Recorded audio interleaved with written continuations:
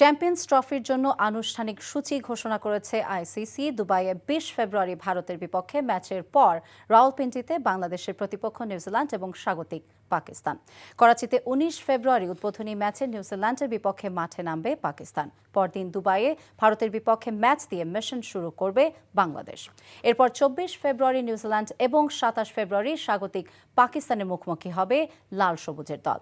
সেমিফাইনালে উঠতে হলে অন্তত দুটি ম্যাচ জিততে হবে বাংলাদেশকে। তাহলে ৫ মার্চ লাহোরে দ্বিতীয় সেমিফাইনাল খেলার সুযোগ থাকবে শান্ত তাসকিনদের। আগের দিন প্রথম সেমিফাইনাল হবে দুবাইতে।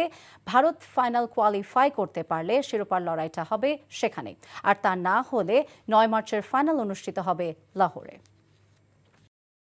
চাকরি পেয়ে গেছি। চাকরি? আপনার কি কোনো কমন সেন্স নেই?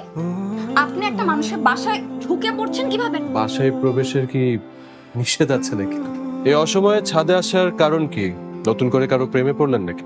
আমি আকাশ দেখছিলাম, আকাশ দেখতে দেখতে হারিয়ে গেলাম, হঠাৎ করে আপনি আসলেন।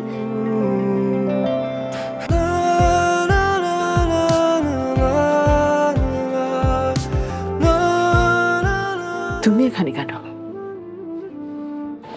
আমার অনুমতি নিয়ে এখানে আসা উচিত ছিল তোমার। মা, এই ছবিটা কার? আমার ম্যাডাম এই ছবিটা দেখে প্রতিদিন কাঁদে কেন মা? এই মেয়েটা কি সব কথা বলছে? মারিয়া, তোমার কি হয়েছে? আজ এত বছর পর কি শাস্তি দিব আপনাকে বলেন তো?